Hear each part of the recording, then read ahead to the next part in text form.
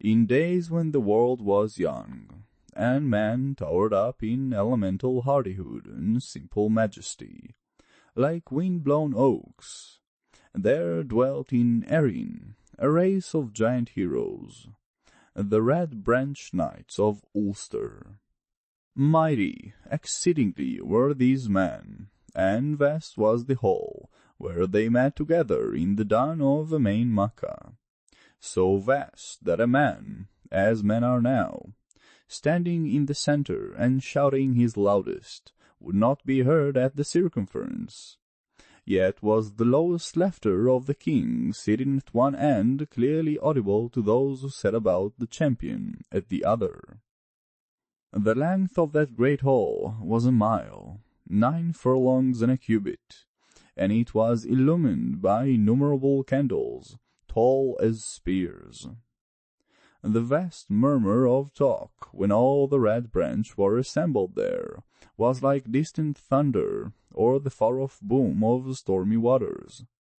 The roar of their tremendous brazen chariots shook the very heavens, and their giant steeds drank rivers dry.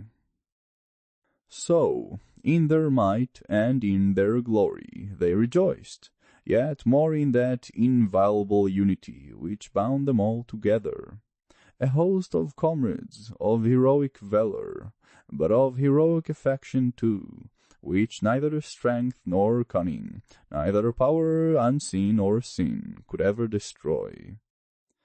Of these colossal heroes was Concobar MacNessa, king, and Fergus MacRoy, champion. Yet, gigantic as they were, and gigantic as their deeds, they looked for one to come, a youth, in spirit more gigantic still, to lead them forth to mightier victories. So had the Longbeard, the arch-druid, foretold, high priest of Erin's ancient gods and prophet of the clan.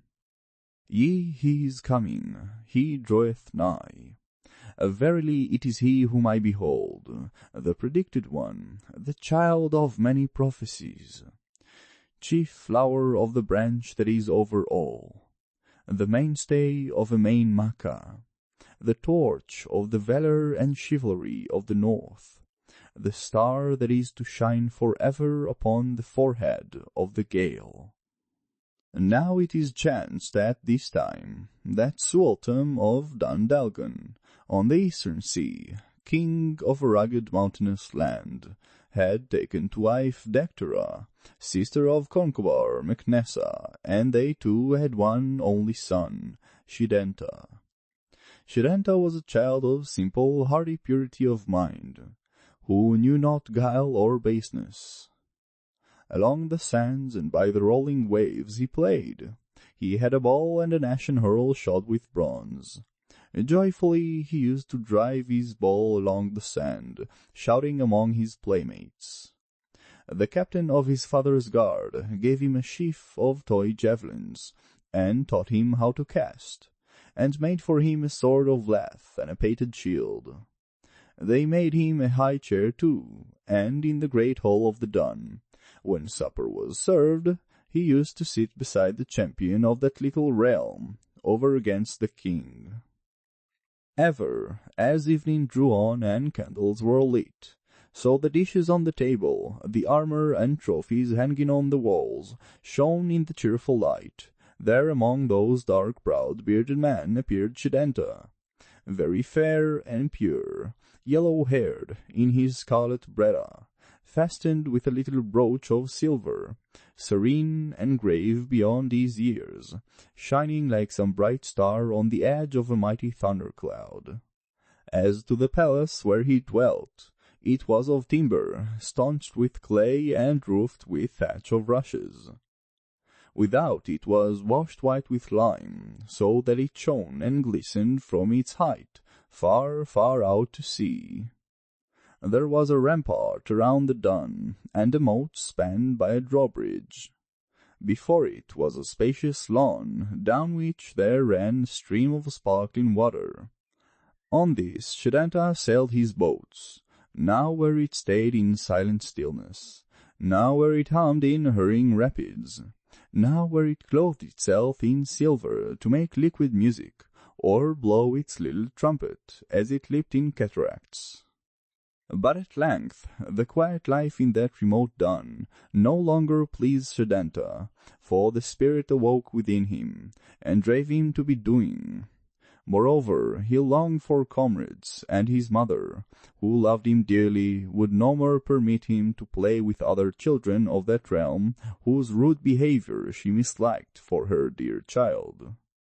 In summer he sat often with the ancient bard, under the thatched eaves of the dun, while crying swallows came and went above, asking many questions concerning his illustrious forefathers of the line of Ruri, who had lived worthily and well.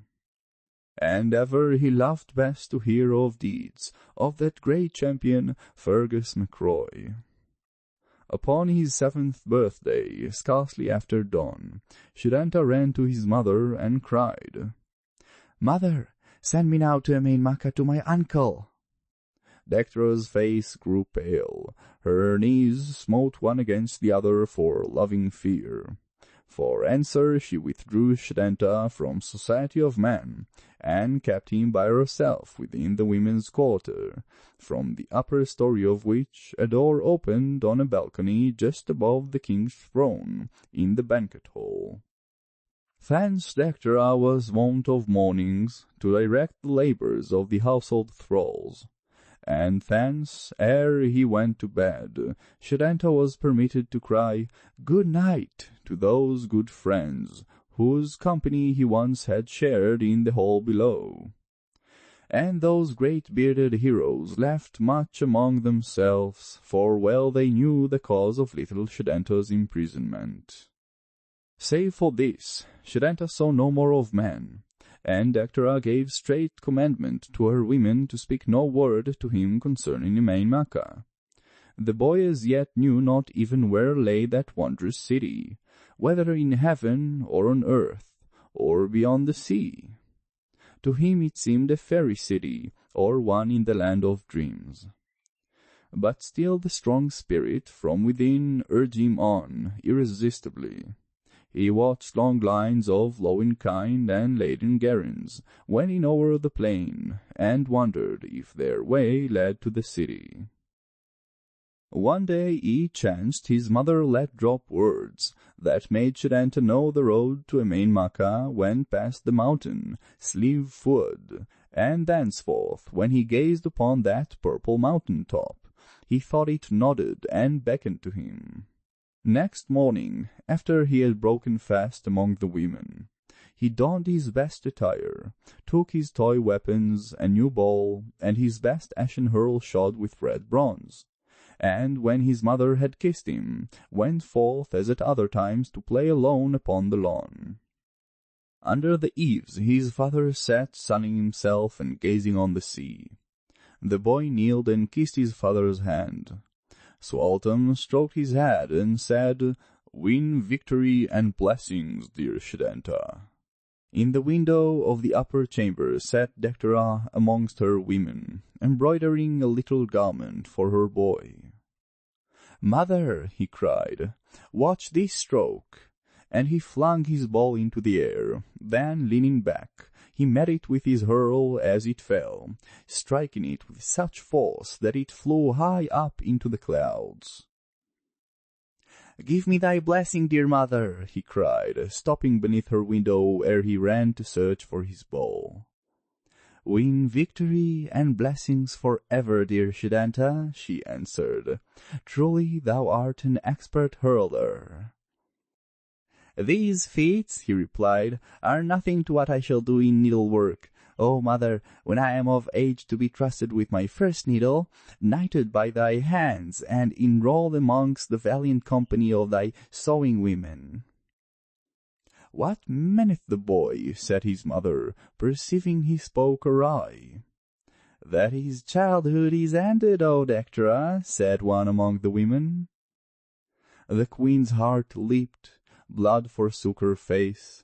She bent her head over the little garment she was working, and tears fell from her eyes. After a space she looked out again upon the lawn to see if her boy had returned.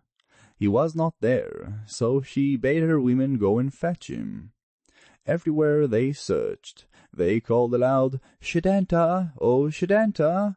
But there was no answer, only silence, and from the leaves of those tall sentinels, the watching trees, a sound like low and mocking laughter, for Shadenta was far away. The boy went swiftly, for there was power upon him that day. In his left hand was his sheaf of toy javelins, in his right the hurl. His little shield was strapped upon his back. With his hurl he ever urged his ball forward, and followed running where it fell. At other times he would cast a javelin far westward, and pursue its flight. Diverse persons, noble and ignoble, passed him on the way, some riding in chariots, some going on foot, but they went as though they saw him not. In the evening he came to Lieth Wood. Here he gathered a bed of moss, wrapped himself in his mantle, and lay down to sleep, feeling neither cold nor hunger. Loud singing of birds awoke him, and light of heart he started from his couch, while dawning day still trembled through the half-bare trees. Hastening to a brook near by, he bathed in the clear, pure water. Then he put on his shirt of fine linen, and his woolen tunic of many pleats that reached to his knees, and his little woolen brera of diverse colors, and went on his way. Reverently he laid a stone in tribute on the well-heaped cairn, sacred to the memory of the hero of the mountain, and so at last he came to the brow of the hill. Looking off to westward, he saw far away, all white and shining, the walls and low rambling buildings of the marvelous city Lieth Maka, whereat he trembled and rejoiced and wept. Then on he went more slowly, till he drew near the great painted glowing palace. But here he was filled with awe and fear. Covering his face with his mantle, he wept aloud, and said he would return to Dundalgan, for that he dare not set unworthy feet in such a holy place. But as he wept, there fell upon his ear the cheerful voices of happy boys, who brake from the palace, and ran down the wide smooth lawn to the hurling ground. At sight of them, his heart yearned for their companionship. He longed to go to them and say, "I am little Shadenta, my uncle is the king, and I would be your friend and playfellow." But he knew not how they would receive him. Fear strove with hope and love within his heart, yet he was urged forward, by what power he knew not. Reluctantly, with many pausings, he drew nigh the players, and stood solitary near the southern barrier, for the company that held that goal appeared the weaker. He hoped that someone among them all would call to him and bid him welcome, but none called or welcomed. Some looked at him, but with looks of cold surprise, as though they said, "What does this stranger here?" Silently the child wept. He had thought he would be welcomed and made much of because of his skill in hurling, and because he was the nephew of the king, and because he himself longed so exceedingly for companions, and there was in him such a fountain of loving kindness and affection. Many a time happy visions had passed before his eyes, of his meeting with his future comrades, but now that he was with them, no one bade him welcome, or took him by the right hand and led him in. No one seemed glad of his coming, and he was here of no account at all. Bitter were his tears. Soon the ball, struck sideways, bounded into the clear space near Shadenta. "Thou of the javelins," cried the captain of the distressed party, "the ball is with thee."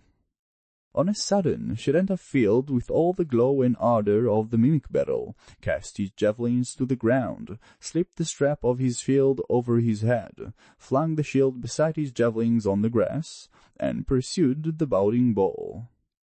Outrunning all the rest, he took possession of it, and urged it forward, now to right and now to left. Deftly he played it before every opponent who sought to check him, carrying it swiftly and cunningly past each, till finally with one strong stroke he sent it straight through the middle of the north goal. Loudly the boys of his adopted party praised him. Shadenta's eyes were sparkling and his face flushed with joy. But the captain of the northern company came down across the lawn with his boys, crowding round Shadenta. "Thou art a stranger here," he said, "and on sufferance, and we will permit thee to join our company only on condition that thou wilt acknowledge thyself subject unto us." Shadenta's brow fell, and he answered, "Put not upon me, I pray you, these hard terms. I would be your friend and comrade. I cannot be your subject, being what I am." And they said, "Who art thou?" And he answered, "I am the son of King Sweltham and Queen Dectera of Dundalgan, and nephew to thy king."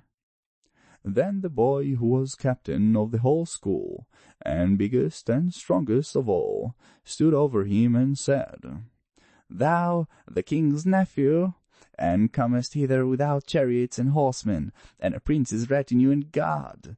Nay, thou art a churl and a liar to boot.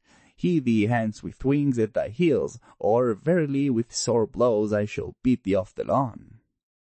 Thereat the blood forsook Shadenta's face. He stood like a figure carved of white marble. And that other, angered to see him stand so still, and mistaken for fear the pallor of wounded tenderness, raised his hurl and struck at the boy with all his might.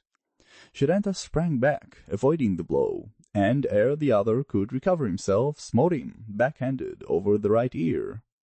The boy's knees suddenly relaxed. The useless weapon fell from his hands. Then some lads stood aside, but the rest ran upon Shadenta in a crowd, to beat him off the lawn. Stoutly the stranger defended himself, for in his gentle heart awoke the spirit that brooks no injustice. Many a time he was overborne and flung to the ground, but again he rose, overthrowing others, never quitting hold of his hurl, and whenever he got a free space, wielding that weapon like war mace. The skirts of his mantle were torn. Only a rag remained round his shoulders, fastened by the brooch. While his foes closed in upon him on each side, he beat his way to the grassy rampart where was the goal, and standing there flung them a challenge. "You have bade me proclaim myself your subject," he cried, "and I would not. But now, since you have fallen on me, many against one, I swear to you that you and I do not part this day till you have acknowledged yourselves subjects unto me." Then a boy stood out from the rest, freckled and red-headed. "Henceforth thou shalt have a comrade in thy battle, O brave stranger," he cried, and running to Shadenta, he knelt down and took his hand. "I am thy man from this day forward." And so he was brave Loig, Shadenta's closest friend for evermore. A few who loved the stalwart red-haired boy came now over to Shadenta's side, and though their numbers were still few, they drave the multitude before them over the whole plain ground, until they brake their ranks and fled.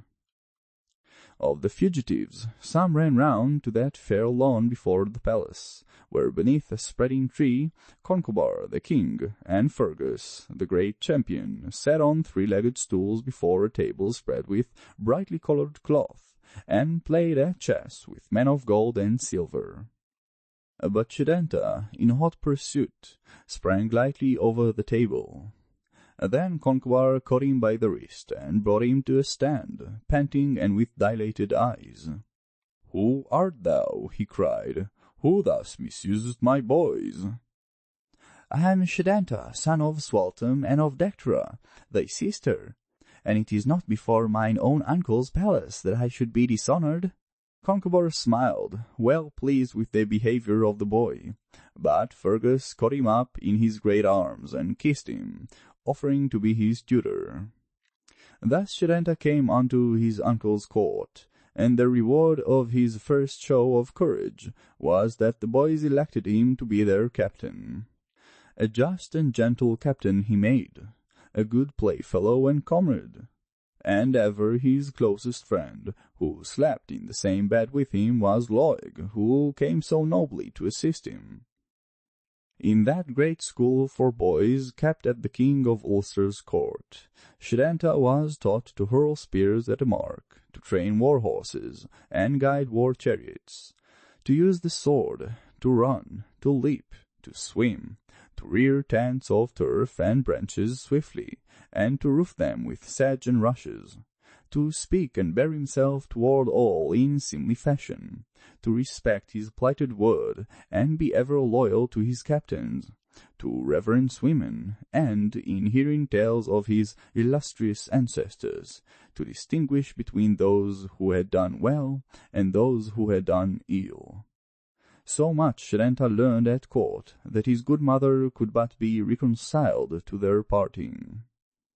Now it happened when Shadenta had reached his 10th year, that there came unto Lieth Maka a man, grim, huge, and swarthy, a messenger from Hullin the smith, mightiest craftsman of those days, who made weapons, armor, and chariots for the Ultonians. Hullin dwelt with his industrious journeymen and apprentices in a huge and smoky dun, where the ringing of hammers and roaring of bellows seldom ceased. At night the sparks from his anvils and the red glare of his furnaces painted far and wide the sky above the barren moor, a fearful sight.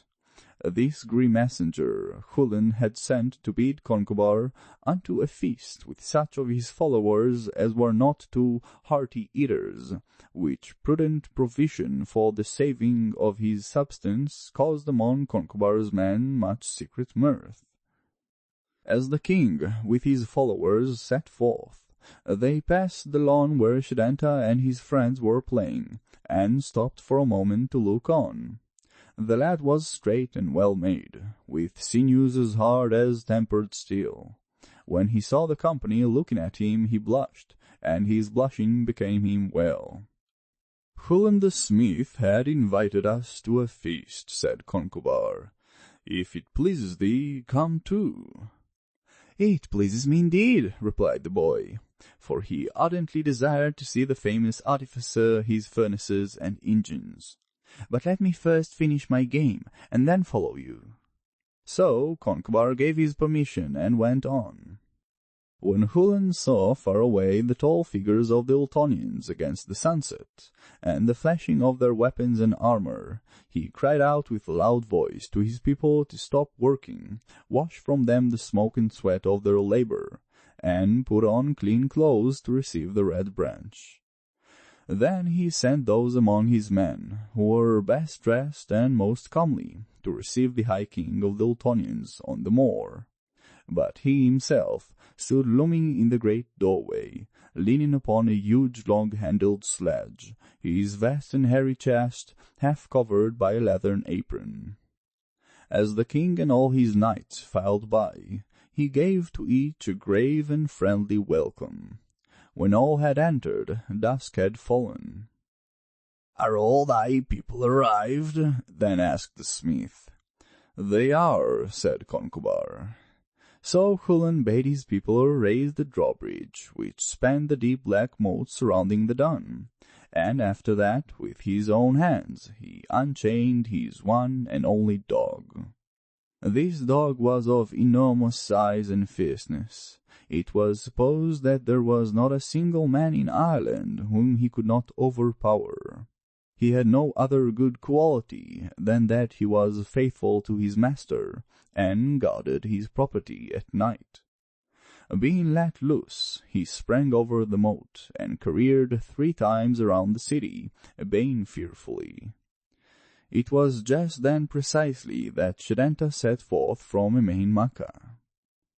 In the meantime, the vast doors within the dun were shut, candles were lit, and the feast began. Full bountiful it was, in spite of the great smith's request that no too hearty eater should attend. On his high seat sat Hullin, with his dusky sons and kinsmen round him, and opposite, contrasting strangely, sat the fair-haired Concobar and all his bright and beautiful Ultonians. Many kindly speeches praising one another made the smiths and sons of Ulster, till, the evening being well advanced, there remained not one past hero of the Ultonians who had not been praised and pledged in mead. Then rose up Concobar MacNessa to speak of future heroes of his line, and sang the praises of Shadenta.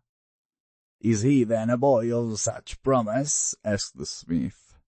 "He is all that I say," answered Concobar somewhat hotly, "and of that thou shalt thyself judge, for he is coming, and I am momentarily expecting to hear the loud clamour of his brazen hurl upon the doors of the dun, after his having leapt at a single bound both thy moat and thy rampart." At these words the smith started from his high seat, uttering a great oath, and sternly chid Concobar because he had said that all his men had arrived. "If the boy comes now," he cried, "ere I can chain the dog, verily he will be torn to pieces." Just then they heard the baying of the hound sounding terribly in the hollow night, and every face was blanched throughout that vast assembly.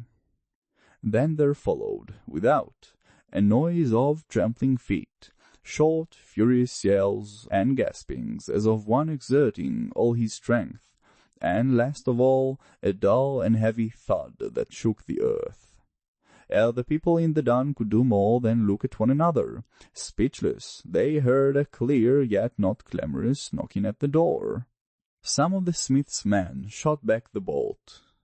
In out of the night the boy Shadenta stepped. He was very pale, and his linen tunic and scarlet mantle were in rags, but he made a courteous reverence, as he had been taught, to the man of the house and his people, then modestly withdrew toward the upper part of the chamber. Eagerly the Ultonians ran to meet him, but Fergus MacRoy took the lad upon his mighty shoulder, and set him down at a table between himself and Concobar. "Did the dog come against thee?" asked Hullin. "Truly," answered the boy. But at that moment entered a party of the smith's people, bearing between them the body of the hound. Great silence fell upon the chamber. When Hullin spake at last, his voice was charged with wrath, and he thundered forth in sorrow. Loudly he demanded that Concobar make him payment of an enormous eric to requite him for his faithful hound.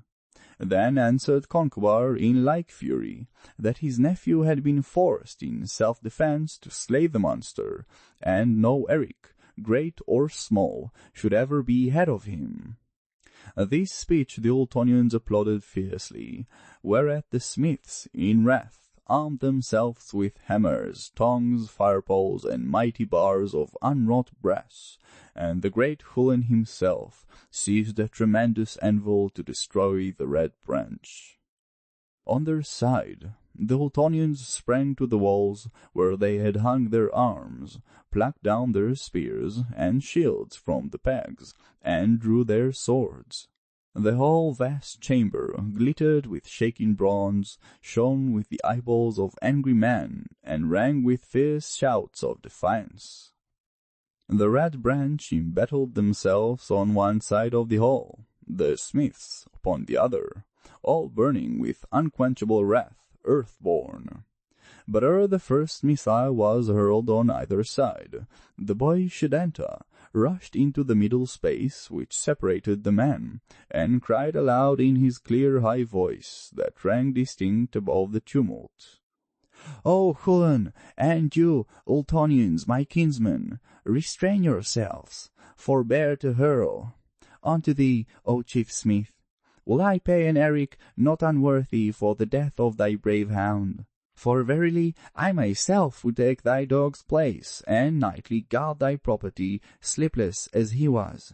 So will I continue to do, until thou dost procure a hound, as valiant and as trusty as the one I slew. Truly, I slew not thy dog in any wantonness of superior strength, but only in defence of my own life, which is not mine, but my king's. 3 times he leapt upon me with white fangs bared and eyeballs red with murder. 3 times I cast him off and hurt him not. But when the 4th time he rushed upon me like a storm, I seized him and flung him over against a pillar, meaning but to make him stupid, for I had no thought to kill him. And truly I am sorry that he is dead, seeing that he was brave and faithful and so dear to thee, whom I have ever honoured and desired to see. I thought our meeting, whensoever it might come about, would be other than this, and wholly friendly. As he went on, the fierce brow of the smith relaxed. First he regarded the lad with pity, being so young and fair, and then with admiration for his bravery. But at last, as he thought on his own boyish days, a torrent of kindly affection and love poured from his heart toward young Shadenta. "Thy proposal is pleasing to me," he said. "I will accept thy Eric." And he flung his mighty anvil over his left shoulder into the dark end of the vast chamber, while all the smiths, with mighty clatter, laid aside their weapons and their wrath, and the Ultonians, rejoicing, hanged their weapons once more on the walls.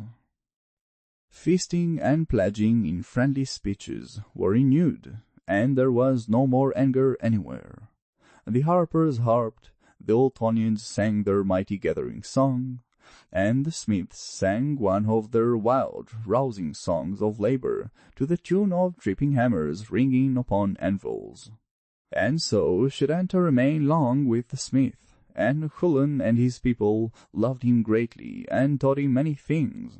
It was thus he came by his second name, Cuchulan, meaning Hound of Hullin. Under that name he wrought all his marvelous deeds.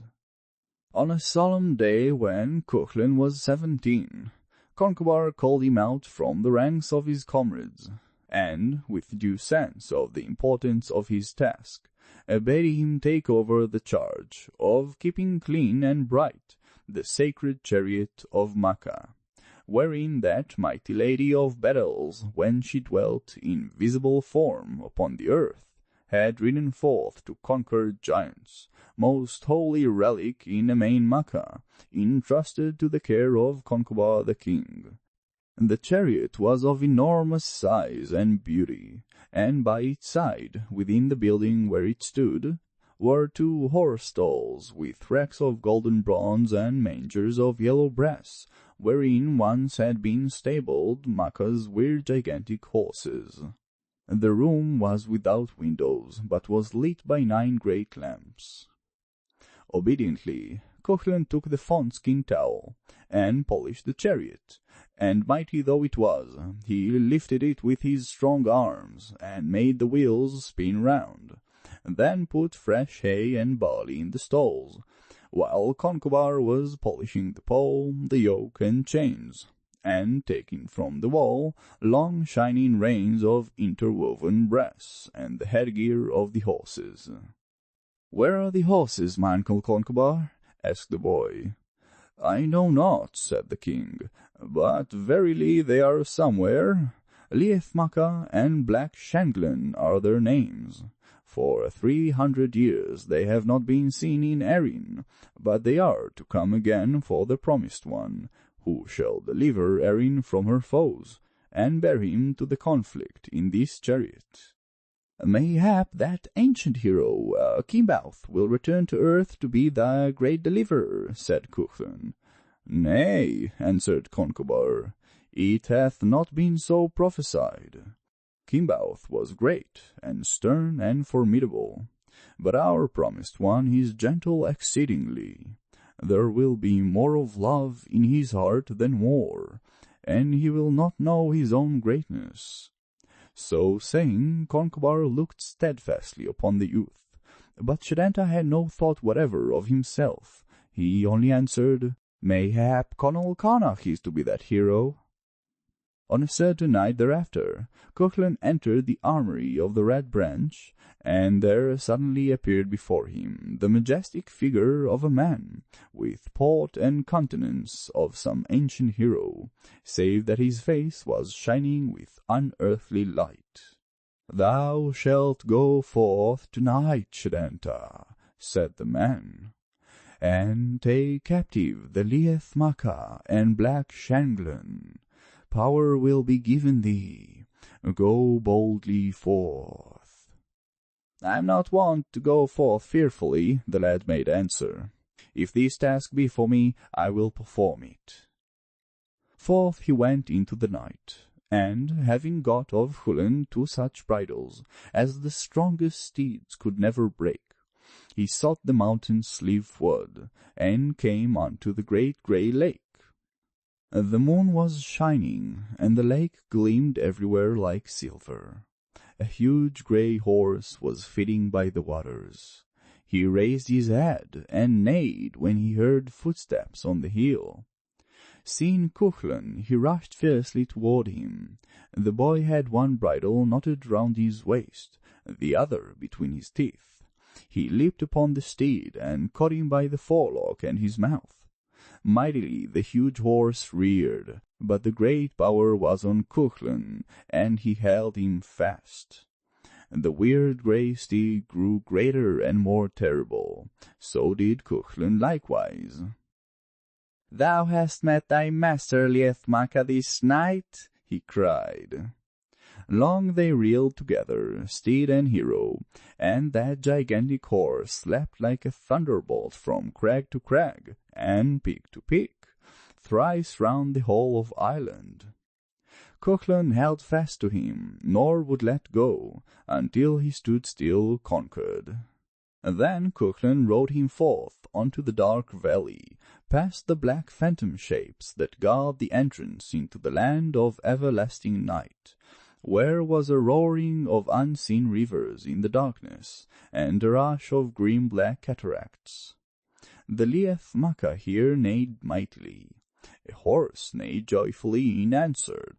There came a sound as of a door burst open, and thunderous trampling on the hollow-sounding earth. A coal-black steed came dashing toward the Lieth Maka. In the dark, Cuchulan seized his head and bitted him, and bridled him ere he was aware. The horse reared and struggled, but in vain. The Lieth Maka dragged him down the valley. "Struggle not, black Shanglin," said Cuchulan. "I have tamed thy better. Yield thee." Slowly the black horse ceased to struggle also, and betwixt the two Cuchulan rode to Emain Maka. Thus came that momentous day when Concobar agreed to knight Cuchulan. Forth from the palace the young hero came, in all the glory of his regal manhood, yet with a beautiful shamefacedness, proud in his humility, and glittering like the morning star. His silken mantle was of many hues, all playing into one another, and it was fastened at the breast with a brooch like a wheel of silver. The leathern belt that girt his linen tunic was stained in colour like a wild briar rose, and on his feet were comely shoes, sparkling with plates of bronze, that took the colour of whatsoever they approached. The grown man held their breath as he drew nigh, moving white knee after white knee over the green and sparkling grass. When all the other rites had been performed, Cuchulan put his right hand into the hand of the king, and so became his man. Then Concobar gave him a shield, 2 spears, and a sword, the best in all the land, and from those lads who once had been his playmates, Cuchulan chose the faithful Loeg to be his charioteer. Wild neighing of the immortal steeds was heard in that long silent stable. Then thunderous rumbling of the great war chariot, and there it came to view, guided by Loeg, out of the darkened doorway, glorious green and gold in color, with twinkling wheels, the mantle of the charioteer streaming far outward in the wind, the while he labored to restrain the furious dashing of the steeds. Like a hawk swooping along the face of a cliff when the wind is high, was the rush of those horses. The earth shook and trembled with the velocity of their motion, but the charioteer drew rein until Cuchulan sprang into the car beside him.